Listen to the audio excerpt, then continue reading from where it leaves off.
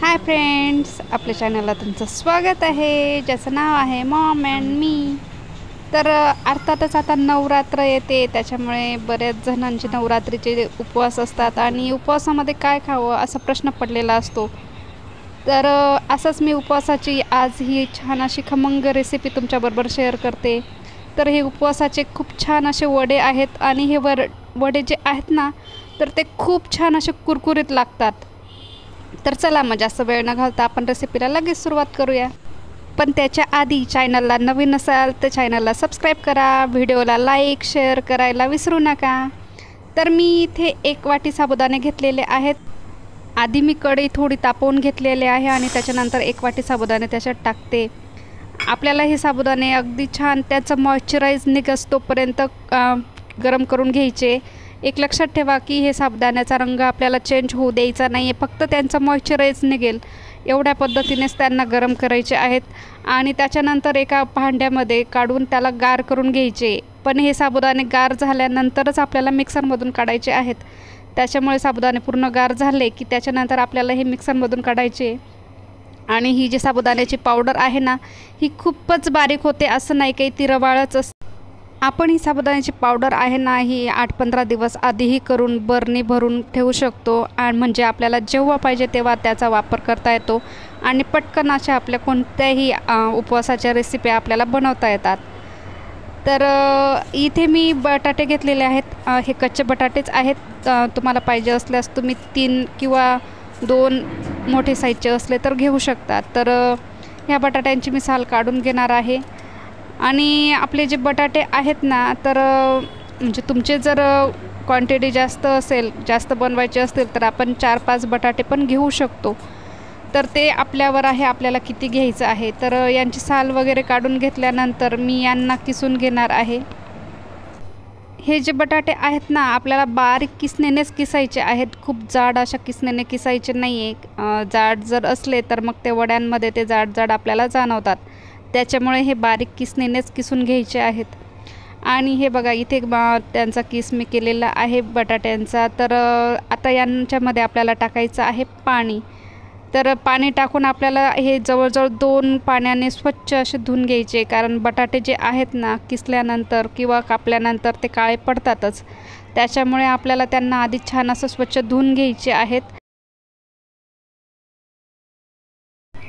तर इथे बटाटे धुवून झालेले आहेत आणि मी त्यांचं पाणी सगळं काढून घेतलेलं आहे, अगदी कोरडे केलेले आहेत हे बटाटे.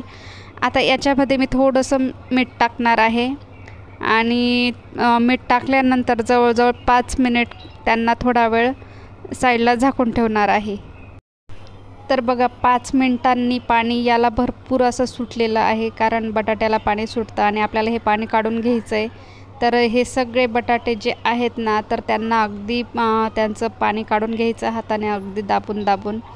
तर अशा पद्धतीने मी सगळं त्यांचं पाणी काढून घेणार आहे, ह्या पद्धतीने.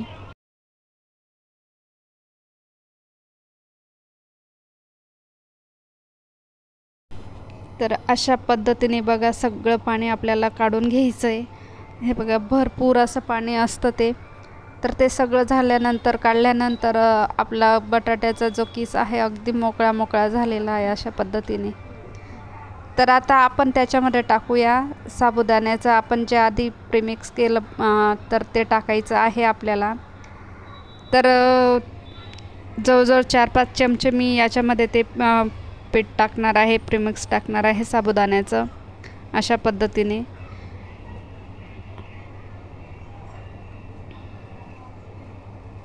आणि त्याच्यामध्ये मी आता मिक्सरमधून थोडी बारीक मिरची काढून घेतलेली आहे, ती त्याच्यामध्ये ॲड करणार आहे. त्याच्यानंतर त्याच्यात टाकणार आहे मी थोडंसं जिरं आणि त्याच्यानंतर टाकणार आहे त्याच्यात मी मीठ आणि त्याच्यानंतर टाकणार आहे मी कोथिंबीर. तर याच्यातला कुठला पदार्थ जर तुम्ही उपवासामध्ये वापरत नसाल तर तुम्ही ते स्किप करू शकतात. तर अशा पद्धतीने आपल्याला हे सगळं एकत्र करून घ्यायचं आहे, कारण साबुदाणे असतात अगदी कोरडे, म्हणजे पीठच असतं त्याचं. आणि आपल्याला ते जे बटाटे आहेत तर त्यांना पूर्ण ते पीठ लागलं पाहिजे, म्हणजे बटाट्याचं जे मॉइश्चराईज आहे ना, तर ते पूर्ण साबुदाण्याला लागेल. आणि त्याच्यानंतर आपण त्याच्यात पाणी ॲड करणार आहोत. त्याच्या आधी पाणी ॲड करायचं नाही आहे, नाहीतर मग ते पीठ अगदी खूपच खराब होऊ शकतं आणि आपले वडे पण व्यवस्थित होणार नाही. तर त्याच्यामुळे आपल्याला ते पीठ जे आहे ना तर ते पूर्ण मिक्स करायचं आहे आणि त्याच्यानंतर अगदी थोडं थोडं हाताने असं पाणी टाकायचं आहे आणि त्याला अगदी एकजीव करायचं आहे, मिक्स करायचं आहे. अशा पद्धतीने त्याला जसं लागेल तसं आपण थोडं थोडं पाणी टाकत राहायचं आहे. इथे कसं आहे ना, आपला हा जो साबुदाणा आहे तर तो पाणी शोषून घेतो, त्याच्यामुळे आपल्याला थोडं थोडं पाणी टाकत राहायचं आहे. तर त्याला किती पाणी लागतं ह्या पद्धतीने आपण थोडं थोडं पाणी ॲड करायचं आहे. तर आता अशा पद्धतीने हे प्रीमिक्स जे आहे हे तयार झालं आहे. आपलं हे पीठ तयार झालेलं आहे. तर तुम्ही जवळजवळ 5 ते 10 मिनिट हे पीठ आपल्याला झाकून ठेवायचं आहे. आपल्याला हे पीठ थोडं झाकून ठेवायचं आहे, कारण हे पीठ आणि साबुदाणे जे आहेत ना तर ते पाणी शोषून घेतं. त्याला थोडा वेळ आपण साईडला ठेवलं तर त्यातलं पाणी जे आहे साबुदाणा शोषून घेईल आणि मग त्याला जर आपल्याला थोडंफार पाणी लागलं तर आपण ते ॲड करू आणि मग नंतर आपण त्याचे वडे करूया. आता हे थोडा वेळ आपल्याला अशा पद्धतीने आपलं हे छान असं पीठ झालेलं आहे. तर हे थोडा वेळ आपल्याला साईडला राहू द्यायचं आहे. तर बघा इथे आपला साबुदाण्याने पूर्ण पाणी असं शोषून घेतलेलं आहे, कारण साबुदाण्याची ही पावडर असते तर साबुदाणा पाणी ओढूनच घेतो. त्याच्यामुळे आपल्याला ते थोडंसं 5-10 मिनिट राहू दिल्यानंतर ते अगदी ड्राय होतं. तर आता याच्यात परत थोडंसं पाणी ॲड करायचं आहे आणि आता आपण याचे करूयात छान असे वडे. त्याच्या आधी आपल्याला हे पूर्ण पीठ असे मिक्स करायचं आहे, एकत्र करायचं आहे, की जेणेकरून ते सगळं अगदी छान असं होईल. तर अशा पद्धतीने आपल्याला हे करून घ्यायचं आहे. याला थोडं पाणी लागतं आहे म्हणून मी अजून थोडंसं पाणी त्याच्यात ॲड केलेलं आहे. तर आपल्याला हाताला पाणी लावून घ्यायचं आहे थोडंसं आणि अशा पद्धतीने आपल्याला हे वडे करून घ्यायचे आहेत. तर वड्यांची साईज आहे तर ती तुम्हाला पाहिजे तशी तुम्ही घेऊ शकता, पण फक्त एवढं आहे, तुम्ही जर अगदी जाड केले हे तर तळायला भरपूर असा वेळ लागतो. त्याच्यामुळे थोडे मीडियम साईज जर केली ना तर तळायलाही अगदी सोपे जातात. तर अशा पद्धतीने आपल्याला हे वडे करून घ्यायचे आहेत सगळे.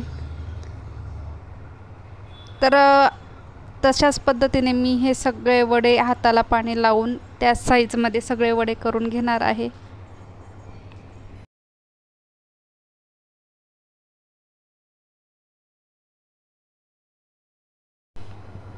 तर हे बघा, हे सगळे वडे मी आधी करून घेतलेले आणि कढईमध्ये तेल तापत ठेवलेलं आहे तोपर्यंत. आणि हे तेल तापल्यानंतर आपला जी गॅसची फ्लेम आहे तर ती मंद करायची आहे. अगदी कडक तेलात टाकायचे नाही, नाहीतर वरचं कवर अगदी लाल कलरचं होईल आणि मध्ये ते कच्चेच राहतील. त्याच्यामुळे आपल्याला आधी तेल तापवून घ्यायचं आहे आणि गॅसची फ्लेम कमी करायची. तर तेल किती तापलं आहे ते बघण्यासाठी मी अगदी थोडंसं असं पीठ टाकून बघितलं तर आपलं तेल हे असं छान असं तापलेलं आहे. तर आता मी त्याच्यामध्ये हे वडे सोडलेले आहेत. तर आपली कढई जर खूप मोठी असेल तर आपण जास्त पण टाकू शकतो आणि लहान साईज असेल तर 2-3 वडे पण आपण तळू शकतो. तर अगदी मंद आचेवर हे वडे तळायचे, कारण ते आतपर्यंत असे छान खमंग तळले जातील आणि त्यांची टेस्टही अगदी छान अशी कुरकुरीत लागेल. अशा पद्धतीने आपल्याला हे वडे तळून घ्यायचे आहेत.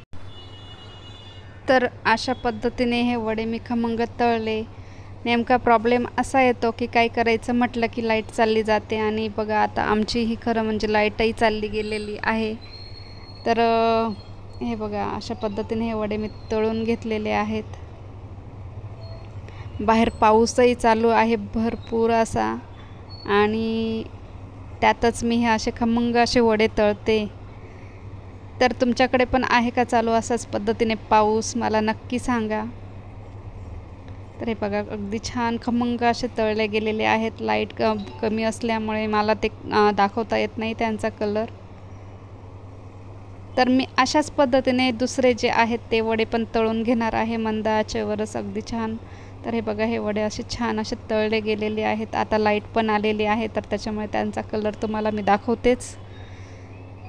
तर हे बघा अशा पद्धतीने खूप छान असे वडे तळले गेले आणि लाईट आल्यानंतर मग मी चटणी पण केली आणि हे बघा अशा पद्धतीने छान असे खमंग कुरकुरीत असे वडे झालेले आहेत. तर तुम्हीसुद्धा उपवासाला हे वडे नक्की करून बघा आणि तुमचे वडे कसे झाले हे मला कमेंटमध्ये नक्की सांगा बरं का.